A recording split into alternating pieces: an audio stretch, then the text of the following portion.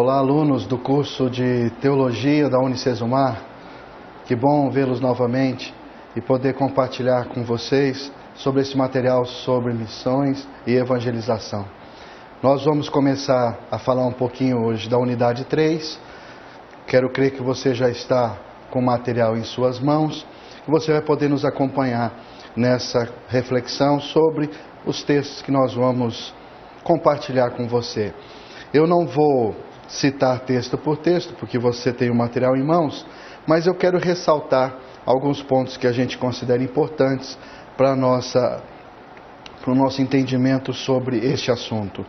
Na unidade 3, nós temos alguns assuntos que são importantes para a nossa reflexão, que é teologia e teologia da missão, o Deus Trino e a missão, onde você tem aí bem especificado no seu material, o Espírito de Deus atua na missão cristã, igreja e missão, qual é o papel da igreja, onde nós vamos conversar um pouquinho mais sobre este capítulo, e evangelização e missão, ou seja, a missão de evangelizar. Eu quero começar falando sobre os termos que vão nortear a nossa conversa neste capítulo. O primeiro termo é teologia, que para nós, por nosso entendimento, especialmente nesse capítulo, teologia é um sistema de crença religiosa acerca de Deus ou da realidade suprema. Geralmente a teologia se refere à fé cristã e à experiência de Deus com base na autorrevelação divina. A teologia também busca ampliar essas verdades à experiência e ao pensamento humano como um todo. Fazemos questão de frisar alguns termos na nossa reflexão, porque às vezes você lê o termo e ele pode te trazer uma outra ideia ou um outro sentido que não é o que a gente queira no material. Por isso, se você já tem aí o seu material, você pode observar que a gente está grifando alguns desses textos que a gente considera importante, alguns desses termos que a gente considera importante. Outro termo que a gente considera importante é teologia bíblica. É uma disciplina que tenta resumir e reformular o ensino de um texto ou autor bíblico sem lhes impor nenhuma categoria moderna de pensamento. O objetivo, ao contrário, é entender a teologia de um livro ou autor da Bíblia em seus antecedentes históricos. E aí, partindo dessa ideia de teologia e teologia bíblica, eu quero ressaltar, e aqui com um pouco mais de atenção, qual é o objetivo da teologia? Quando nós estamos tratando desse assunto, qual é o objetivo da teologia? Eu gosto muito, há vários autores importantes que falam sobre isso, mas gosto muito do que René Padilla fala. Não é a construção de um sistema doutrinário ajustado às leis da lógica, mas sim o discernimento da vontade de Deus para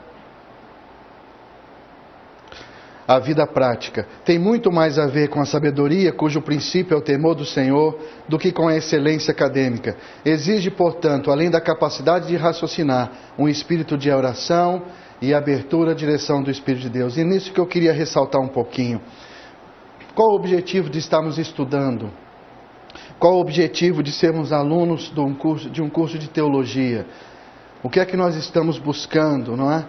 Não simplesmente uma ênfase acadêmica, para que você saiba mais sobre algum tipo de assunto, mas uma questão prática da nossa vida, porque aquilo que aprendemos e aquilo que devemos aprender neste curso deve se transformar numa ação prática, não simplesmente uma questão teórica. Por isso que o objetivo da teologia, embora seja muito amplo, ele é muito bem compreendido nessas palavras. Não é a construção de um sistema doutrinário. Não é simplesmente isso, um sistema doutrinário ajustado às leis da lógica, mas sim o discernimento da vontade de Deus para a vida prática. Tem muito mais a ver com a sabedoria, cujo princípio nós sabemos pelo livro de Provérbios, que o princípio é o temor do Senhor, do que com a excelência acadêmica. E aqui é que muitos se perdem no curso de teologia, é aqui que muitos se perdem no seu objeto de estudo. Abandonam essa sabedoria, esse temor do Senhor, abandonam essa excelência de saber o que é que Deus está nos ensinando através de sua palavra, por uma excelência acadêmica que pouco produz na obra do Senhor. Exige, portanto, como diz Padilla, além da capacidade de raciocinar, um espírito de oração e abertura à direção do Espírito de Deus. É isso que nós queremos enfatizar e é este objetivo que norteia o nosso curso, é esse objetivo que norteia o nosso propósito de aula após aula. Nós também temos outro termo que é importante, que é da teologia da missão. Para apresentar o conteúdo sobre a teologia da missão, eu escolhi lançar aqui de uma forma resumida o capítulo 7, chamado Em Busca de Teologia da Missão, do autor Jonas Brown, na sua obra Natureza Missionária da Igreja. Você vai acompanhar isso no seu material.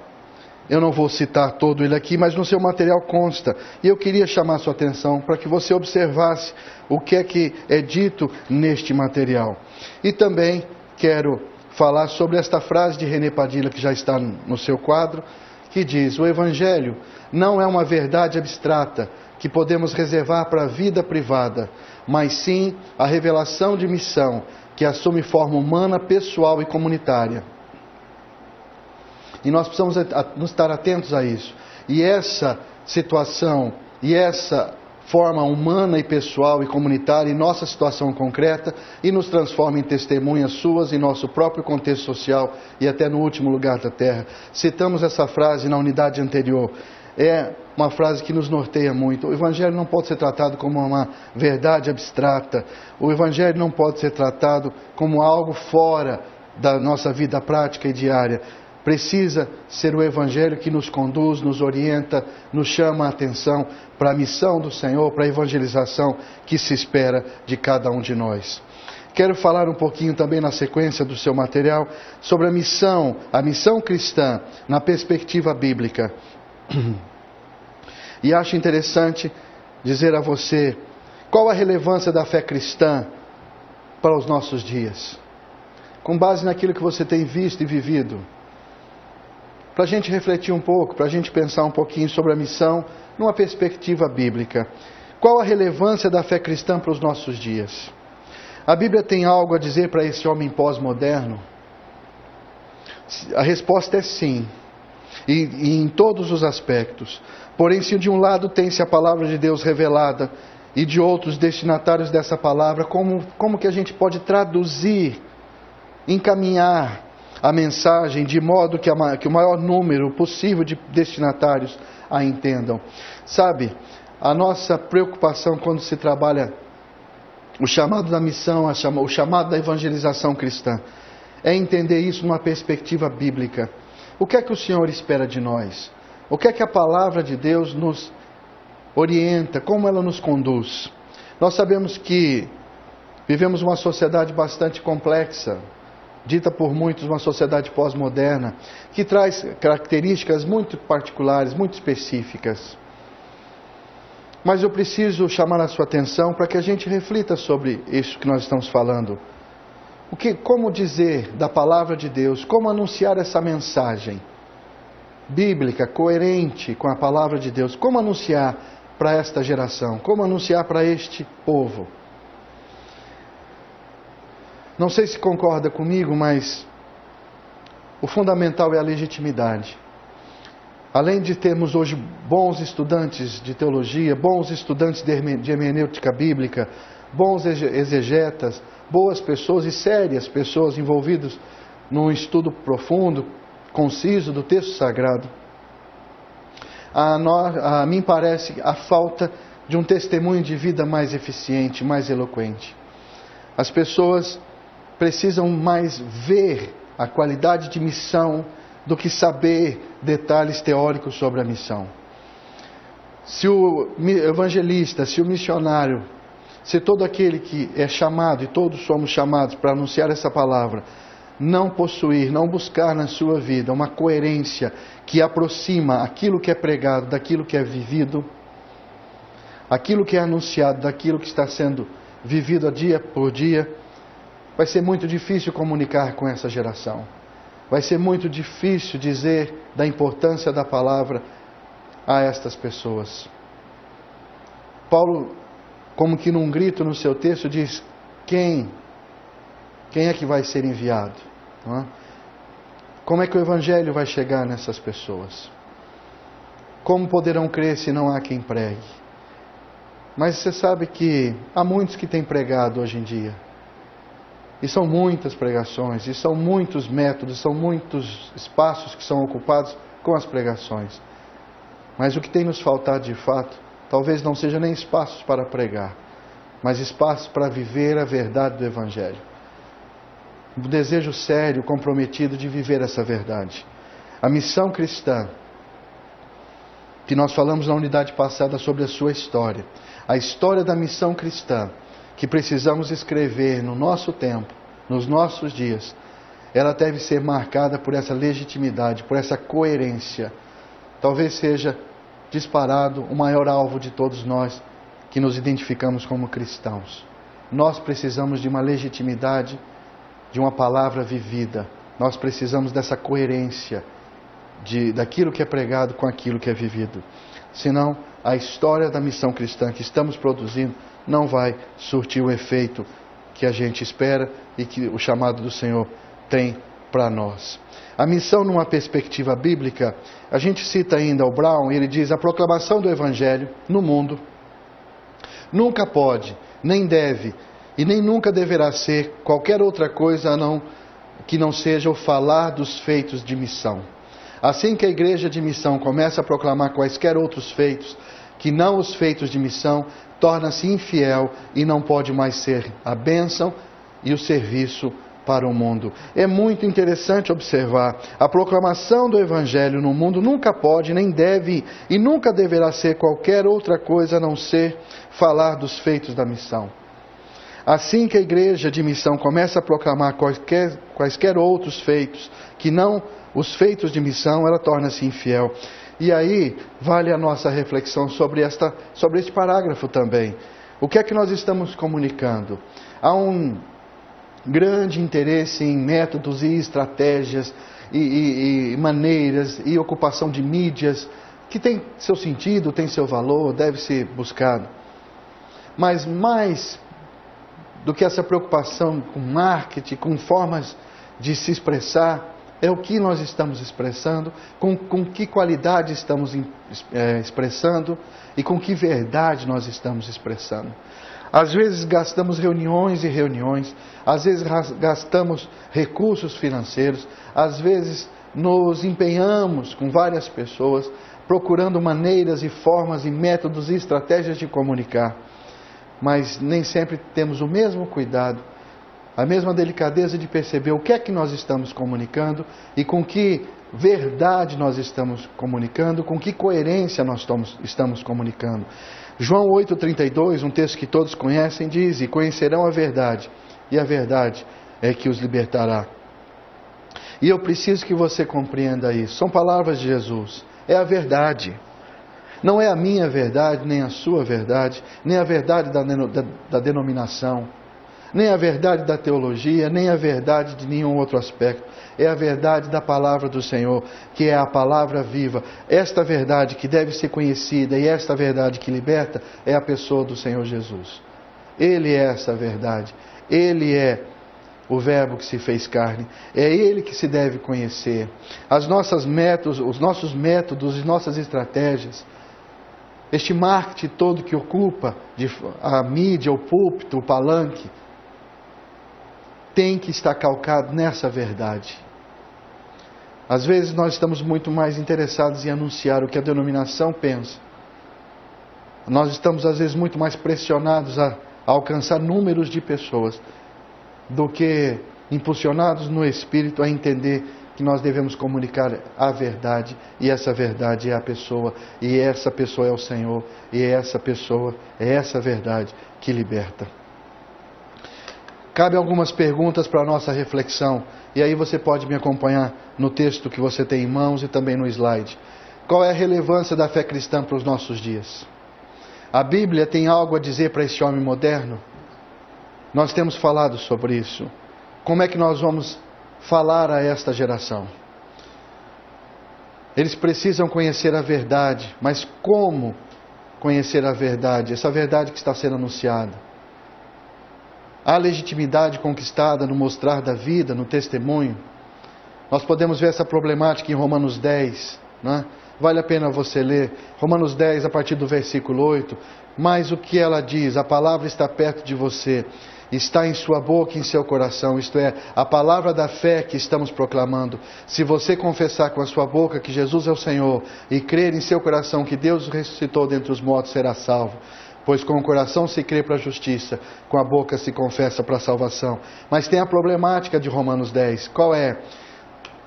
É quando Paulo começa a dizer: como invocarão aquele que não creram? E como crerão naquele de quem não ouviram falar? E como ouvirão se não houver quem pregue? E como pregarão se não forem enviados? Como está escrito: como são belos os pés dos que anunciam boas novas. No entanto, nem todos os israelitas aceitaram as boas novas, pois Isaías diz: Senhor, quem creu em nossa mensagem? Excelente pergunta para os nossos dias também. Quem está crendo na nossa mensagem hoje? Quem está ouvindo a nossa mensagem hoje? Quem está aberto para entender e para ser alcançado por essa mensagem hoje? Sem uma legitimidade, sem uma verdade, sem um compromisso real, as pessoas não vão nos ouvir. Falas, discursos, belos textos, poéticos textos, não vão alcançar o seu objetivo. O que se precisa é viver esta verdade. É contar com a graça do Senhor para que essa verdade aconteça de fato nas nossas vidas.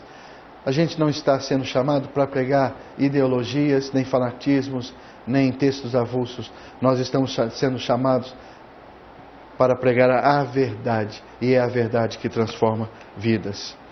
A missão no Antigo Testamento. E aqui você pode acompanhar no seu texto, mas eu quero falar um pouquinho desse texto ainda de Brown, quando ele diz assim: em anos anteriores, o pensamento sobre missão no Antigo Testamento era sempre visto como resultado final de extenso processo de desenvolvimento. Javé era considerado como evolução gradual do Deus nacional dos israelitas para o Deus das outras nações e para o Deus mundial. Pensava-se que os escritos proféticos, especialmente, teriam cumprido importante função. Assim, o universalismo foi julgado como consequência do monoteísmo e a ideia de missão como resultado do universalismo, o que provoca grandes embates. Eu não vou entrar nesses embates, porque no texto que você recebeu aí, você vai poder ver isso com um pouco mais de cautela. Mas eu quero falar um pouquinho dessa evolução gradual que o Brown cita. Na teologia nós chamamos isso de uma revelação progressiva. Deus vai se revelando, Deus vai se anunciando conforme o entendimento das pessoas. E isso é tão profundo, isso é tão sério, isso é tão interessante. Deus, como que falando com uma criança, usa de toda uma linguagem para alcançar. Por isso que nós vamos vendo durante o texto sagrado, desde o Gênesis ao Apocalipse, essa evolução gradual da revelação divina. Deus vai se mostrando aos poucos, Deus vai se revelando, e tudo aquilo que sabemos sobre Ele, foi Ele que escolheu se revelar. Esta revelação gradual, progressiva, ela é muito significativa para o nosso entendimento. Vale a pena pensar sobre isso, vale a pena considerar sobre essa delicadeza que Deus teve em ir se apresentando, ir se anunciando. E a gente também precisa ter essa delicadeza na hora de comunicar o Evangelho, não é? De uma forma conforme as pessoas possam progredindo no entendimento dessa palavra, elas possam estar sendo firmadas, apresentadas de uma forma processual, para que possam estar entendendo de uma forma bem clara, bem objetiva, o chamado do Senhor à salvação. Nós também podemos pensar, e aí o texto que você tem em mãos fala sobre isso, da missão no Novo Testamento. A missão no Novo Testamento, ela é toda calcada numa palavra que surge, que é inaugurada por Cristo de uma forma muito específica e muito objetiva no Novo Testamento. Graça. Graça é a grande palavra do Novo Testamento. Toda a missão evangelística baseada no Antigo Testamento tem como base, tem como combustível esta graça. E nós não podemos perder esta graça quando vamos anunciar o Evangelho. Há a missão do Antigo Testamento, há a missão do Novo Testamento. Você tem o material aí e isso pode lhe ajudar. Eu quero falar um pouquinho sobre uma frase do Padilha que está aí na sua tela, quando ele diz assim: não se pode ler o Novo Testamento e tentar entender a igreja à parte do propósito de Deus para a humanidade e a história, de onde deriva seu significado. No entanto, a universalidade do Evangelho não significa que todos participarão no reino de Deus, mas que a igreja proclamará o reino de Deus a todos. Se você é um aluno de teologia que procura ler e estudar e analisar o que se fala nos textos que corre por aí, essa palavra universalidade às vezes é bastante combatida e bastante mal compreendida ou mal anunciada. Por isso que gosto de ressaltar essa frase do Padilha, quando ele diz assim: não se pode ler o Novo Testamento e entender a igreja à parte do propósito de Deus, para a humanidade e para a história. De onde deriva o seu significado? Então aí ele vai dizer: no entanto, a universalidade do Evangelho não significa que todos participarão no reino de Deus. Talvez aí a má compreensão do termo. Mas significa que a igreja proclamará o reino de Deus a todos. Esse é o nosso verdadeiro chamado. Esta é a palavra que se espera que a gente cumpra. Este Evangelho proclamado a todos. O reino do Senhor sendo anunciado a todos. É muito interessante. Em outras palavras, na perspectiva do Novo Testamento, o significado da história, em geral, está intimamente vinculado ao significado cósmico da igreja. Esta não é uma seita composta por umas poucas almas resgatadas do tumultuoso mar da história, mas a manifestação cósmica da multiforme sabedoria de Deus, que criou todas as coisas, o novo homem, em quem se reproduz a imagem do segundo Adão, os primeiros frutos da nova humanidade, também citando aí René Padilha. É muito significativo entender essas questões. Nós temos também, aí no material que você tem em mãos, um subtítulo chamado O Enviar. Este enviar pelas páginas da Bíblia Sagrada. A ordenança de fazer discípulos de Jesus Cristo pelo mundo afora, chamamos de missão. Devido à pluralidade da tarefa, embora não encontremos esse termo nas páginas da Bíblia Sagrada, é fácil encontrarmos o verbo correspondente enviar. E a gente pode citar alguns, por exemplo, em Gênesis 12, em João capítulo 20, são textos muito conhecidos, como Juízes capítulo 6, e aí você está vendo no material toda a citação. Ressalto Malaquias capítulo 3, vejam, eu enviarei o meu mensageiro.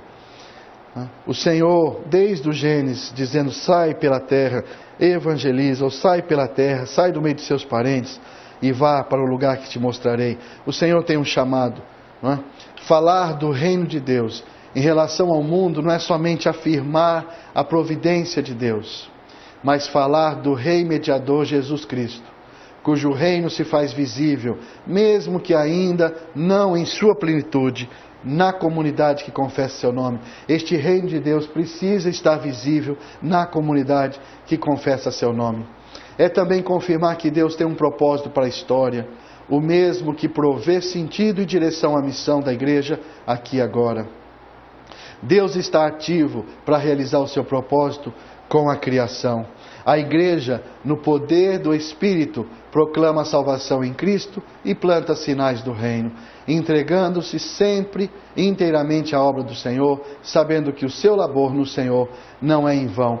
Eu quero frisar, gosto desse capítulo, gosto desse parágrafo, e quero frisar uma frase que aparece aí. A igreja, no poder do Espírito, proclama a salvação em Cristo e planta sinais do reino. Já vale a nossa reflexão. A igreja deve trabalhar no poder do Espírito. E no poder do Espírito deve proclamar a salvação em Cristo. E além de falar sobre essa salvação em Cristo, ela precisa mostrar essa salvação de Cristo. E ela precisa plantar sinais do reino. Talvez aqui uma das grandes dificuldades que nós temos enfrentado. Quais sinais do reino a nossa denominação tem plantado? Quais sinais do reino a nossa congregação tem plantado? Quais sinais do reino a nossa família tem plantado? Quais sinais do reino a nossa vida tem plantado? É isso que nós viemos falando durante essa unidade. Às vezes gastamos um tempo imenso em métodos e estratégias e estamos esquecendo de plantar os sinais do reino, mostrando que a palavra do Senhor é transformadora e toda a transformação que a palavra de Deus tem deve começar a acontecer na nossa vida, para que a gente possa ser legítimos anunciadores desta palavra. Falando um pouquinho da grande comissão, do ID, do indo, aí é o texto base Mateus 28, que todos conhecem, é a chamada da grande comissão. Esse id, o verbo exato no original grego, não está no imperativo, conforme encontramos traduzido nas principais versões portuguesas da Bíblia. Este verbo está no particípio, mostrando que é uma ação que está em andamento. É indo, ou enquanto estamos indo, ou enquanto você for. Não é? Vale a pena ressaltar este assunto. Aí, a gente tem igreja e missão, e qual é o papel da igreja? E aqui eu queria falar um pouquinho também, porque é um assunto importante. Qual é o papel da igreja? Na questão da evangelização, na questão da missão. Alguém certa vez disse que Deus não tem uma missão para a sua igreja, mas uma igreja para a sua missão. A missão de proclamar o Evangelho a todos e em todos os lugares. A igreja do Senhor formada, constituída do povo que Ele resgatou e salvou. E aí eu recorro a Bosch para aqui apresentar alguns aspectos interessantes para o nosso estudo. E vale a pena a gente perceber. Em um estudo do Bosch, a gente tem o seguinte: a igreja não é remetente, mas arremetida.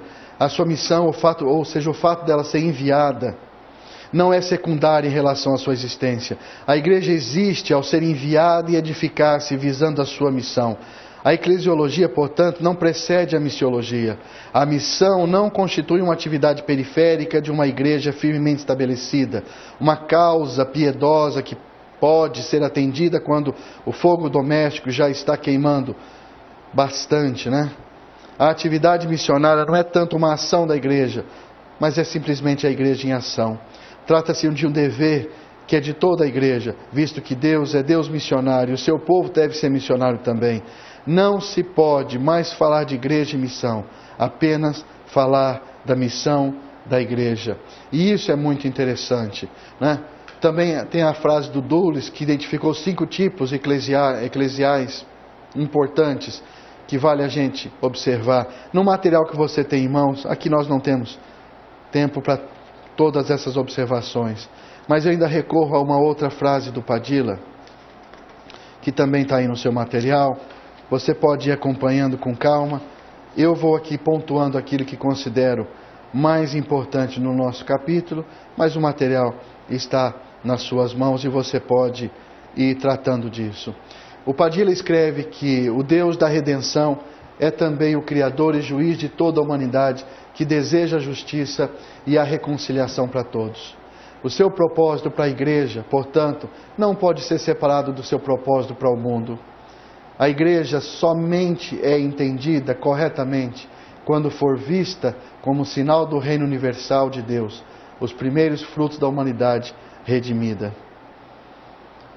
Se você for ler com calma esta frase, se você for observar com calma esse parágrafo, não acho que eu vou encontrar ninguém que não concorde com o que está escrito aqui. E talvez seja esse um dos problemas que a gente passa como igreja. A gente lê textos como esse, entende o que está sendo dito, concorda com o que está sendo dito, mas há uma dificuldade tão grande de colocar em prática, de entender esses textos na sua prática, Nós precisamos compreender que falar de missão, falar de evangelização, falar da missão cristã, exige mais prática do que teoria. E talvez essa falta de prática, de legitimidade da prática, é o que esteja comprometendo em muito a nossa missão, a missão que nós somos chamados.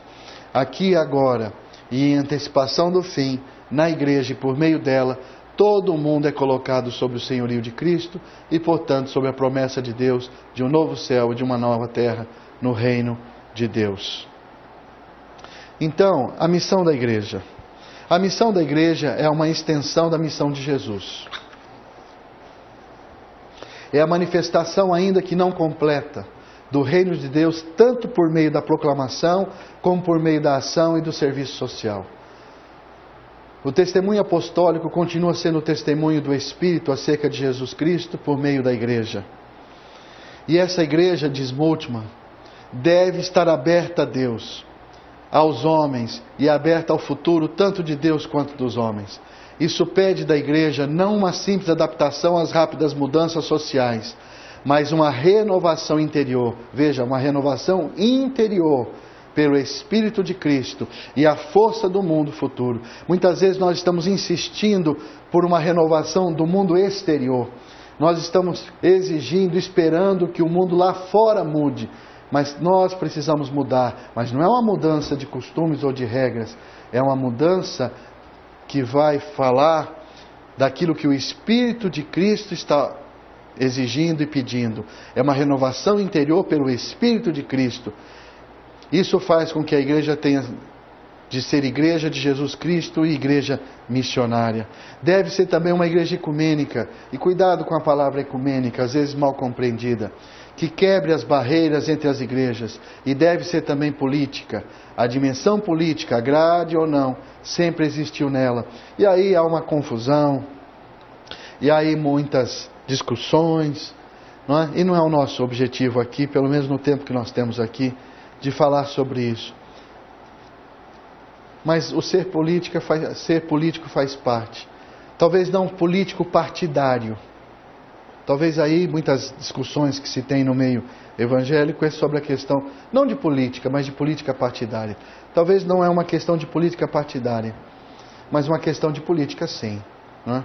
Nós estamos inseridos neste mundo e nós precisamos agir e reagir a partir disso.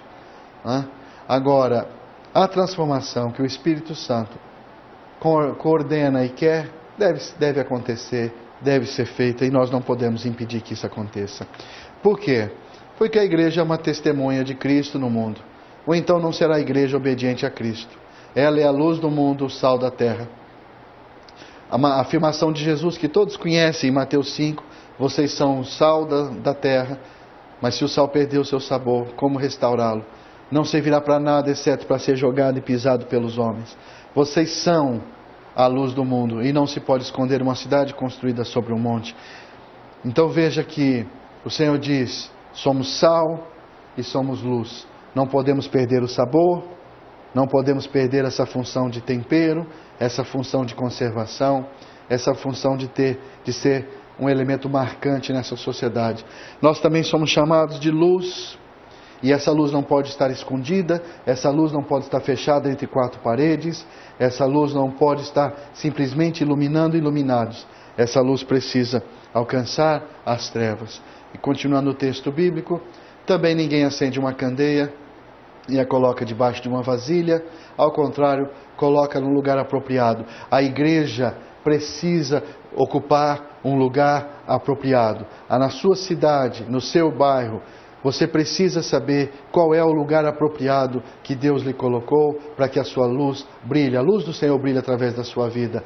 E assim, no lugar apropriado, ilumina todos que estão ao redor, todos que estão na casa. E aí o grande chamado do Senhor: assim brilha a luz de vocês diante dos homens, para que vejam as suas boas obras e glorifiquem o Pai de vocês que está nos céus. E aí, se você me permite o comentário, esse versículo 16 de Mateus 5 é a essência, é a base daquilo que eu estou tentando comunicar a você, estou tentando chamar a sua atenção.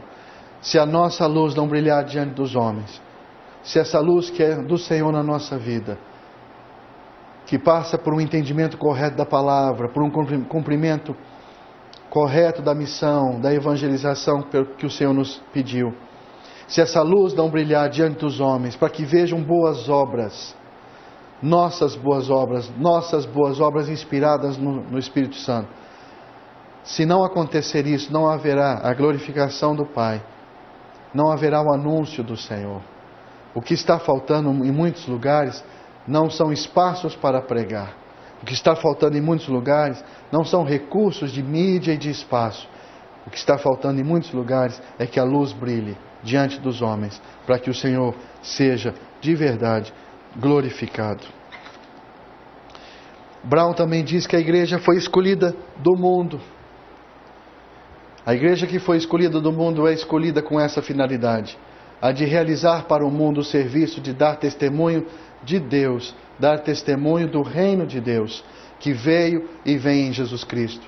Se é verdade que a teologia é realmente teologia, falar acerca de Deus, então não pode deixar de falar do Deus que não é estátua, mas fonte transbordante de bem. Qual é então o lugar e o papel da igreja na missão cristã? Precisa ser entendido que a igreja não é simplesmente uma organização, instituição de 4 paredes com endereço e CNPJ. Ela transcende a tudo isso, ela precisa transcender a tudo isso. Ela é viva e acontece a partir da vida de cada um de seus membros. Porque a igreja somos nós. A igreja somos nós. A igreja não são 4 paredes, nem um telhado. A igreja somos nós, é na nossa unidade, é no nosso encontro que a igreja de fato acontece. E a igreja precisa entender dessa forma. Ela é o resultado da unidade entre seus membros e tem como líder máximo, inspirador e edificador o Senhor Jesus. Embora necessite, para nossa perspectiva, ser organizada nos modos que conhecemos, ela abriga um grande mistério, ser corpo de Cristo. E quando cada um de seus membros desempenha o chamado que recebeu, a igreja se movimenta em obediência àquilo que o Senhor estabeleceu. Embora cada um receba do Senhor capacidades e chamados específicos, há um ponto em comum entre todos os cristãos. Todos somos chamados a evangelizar. Todos temos missão, mesmo que em espaços e condições diferentes. O Edson Queiroz escreveu algo pontual sobre a igreja. Missões começa no poder do Espírito Santo. É Ele o chefe de missões, porque é quem dirige, motiva, impulsiona e leva a igreja a cumprir a sua tarefa missionária. Algumas igrejas dizem que têm o poder do Espírito Santo, mas não têm visão missionária, o que é impossível, porque se de fato tivessem poder, automaticamente teriam uma visão missionária. É o que Edson Queiroz diz. Outros querem fazer a obra de missões sem o poder do Espírito Santo. E o resultado é um fracasso total. Jesus conhece nossa fraqueza e incapacidade para cumprirmos sua ordem. Por isso, todas as vezes que Ele nos ordenou que fôssemos por todo o mundo, pregando o Evangelho a toda criatura, deu-nos também a promessa de nos capacitar com o poder do Espírito Santo. E também a promessa de estar conosco, né? Enquanto Jesus cumpria seu ministério, percebe-se que tinha também como objetivo deixar uma organização que pudesse dar continuidade à obra de Deus na terra. E esta organização é a igreja, a junção de todos os cristãos. Ele edifica a igreja, conforme Mateus 16, e deixa a ela uma grande missão, a missão de evangelizar. O papel mais significativo que a igreja cristã precisa desempenhar em relação ao tema evangelização, na verdade, são basicamente 3. E é aqui que eu quero entrar na parte final da nossa unidade. Qual é o papel da igreja? A igreja na missão cristã tem um papel, né? Na verdade, no nosso material, nós pontuamos 3 aspectos. Pelo menos esses 3 são muito interessantes para a nossa reflexão aqui. Como primeiro papel que nós entendemos ser o papel da igreja é preparar os santos. Aí nós estamos nos baseando em Efésios capítulo 4, que diz que Deus designou alguns para apóstolos, outros para profetas, outros para evangelistas, outros para pastores e mestres, os 5 ministérios que devem estar atuando na igreja do Senhor. Mas a igreja precisa preparar. Nesses 5 ministérios que ela é chamada a ter, que o Senhor designou pessoas para cada um desses ministérios, é no trabalho de cada ministério desses que a igreja vai sendo edificada, que as pessoas vão sendo edificadas, elas vão sendo preparadas, preparando estes cristãos. Para quê? Para a missão do Senhor. Nós temos que ter iniciativas, nós temos que ter programas, nós temos que ter condições de preparar as pessoas para entender a evangelização, o cumprimento da missão cristã.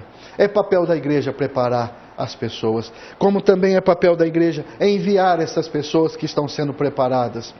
Conforme Atos capítulo 15, versículo 3, a igreja os enviou, e ao passarem pela Fenícia e por Samaria, contaram com os gentios que tinham se convertido, e essas notícias alegravam muito a todos os irmãos. Atos capítulo 15 deixa muito claro, a igreja os enviou. A igreja deve estar sempre preparando, capacitando, informando, estimulando para enviar as pessoas, não simplesmente para missões transculturais, longe, mas para as missões que acontecem no ambiente que a gente ocupa, para as missões que devem acontecer no ambiente que a gente ocupa, na escola, no trabalho, na faculdade, na rua que mora, dentro da nossa família. Nós precisamos estar atentos a isso. E a igreja precisa chamar a atenção, preparar, capacitar, estimular, orientar, para que essas pessoas possam ser preparadas e enviadas. E depois, também é trabalho da igreja receber os frutos. E aí nós precisamos entender, receber os frutos. E aqui nós temos outro importante papel que a igreja precisa desempenhar, e que na maioria das vezes não faz com a excelência que deveria. Receber os frutos. Há igrejas que não falham tanto na preparação de seus membros, são insistentes quanto ao enviar, mas quando chega a hora de receber os frutos, é uma vergonha. Atrapalham-se, não sabem como se portar, não sabem o que dizer, não possuem sensibilidade alguma e às vezes nem educação com os que chegam. Em alguns lugares estes não são percebidos, em outros, queira Deus que sejam poucos, são abusados com tantas informações mercenárias, praticamente cursos intensivos de dar e receber e os seus misticismos. E isso tem atrapalhado demais o receber os frutos. A pessoa recém-chegada fica perdida, constrangida, solitária, indecisa e finalmente, e infelizmente, se afasta, sentindo-se enganada e muitas vezes sem ter tido acesso às verdades do Evangelho. A igreja precisa ser acolhedora, receptiva, interessada em ajudar, cooperar, oferecer os dons e ministérios que possui para a edificação do novo convertido. A igreja não é lugar de modismos, experimentos. Lembre-se que são ovelhas, não ratos de laboratório que Deus está colocando em suas mãos. Igreja é e precisa ser aprisco, é um lugar de ouvir em amor e ensinar na graça do Senhor. Quantos, pense um pouco comigo, quantos já passaram por nossas denominações e hoje estão fora, longe de nós e até longe do Senhor? A igreja precisa urgentemente se organizar e ter muito amor para poder receber os frutos que são o resultado da evangelização feita por seus membros e a entender que a glória é do Senhor, porque tudo o que fazemos, fazemos em nome dele, como está escrito lá em Coríntios. Quem se gloriar, glorie-se no Senhor. Então, já chegando na nossa parte final da unidade 3, em resumo, temos que o papel primordial da igreja é ser testemunha do amor e graça de Deus, e envolvida na obediência do chamado para a missão. Deve esmerar-se em preparar, encaminhar, investir, apoiar, orar, fortalecer os seus enviados e receber os alcançados, para que todo o processo se inicie novamente. Assim é uma igreja em movimento, assim é uma igreja em missão. O principal e maior serviço que a igreja oferece ao ser humano é comunicar-lhe a boa nova, convidando-lhe a participar da vida divina, iluminando, a partir dessa vocação fundamental, toda a realidade humana. A preocupação pela pessoa situa-se, pois, dentro de um dinamismo globalmente vitalizante: a evangelização.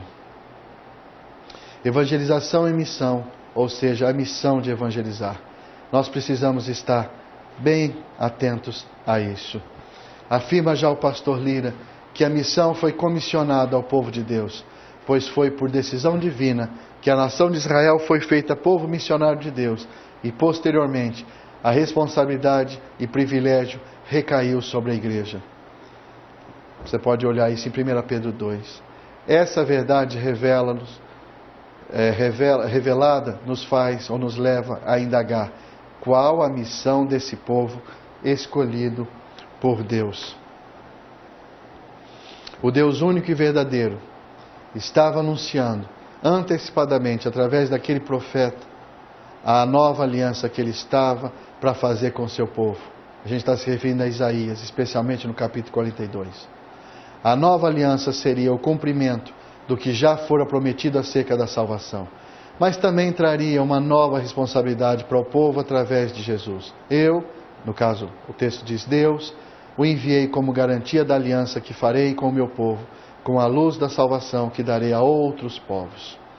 Observe que a salvação trazida ao povo de Deus pelo Messias tem como objetivo levar a salvação a outros povos.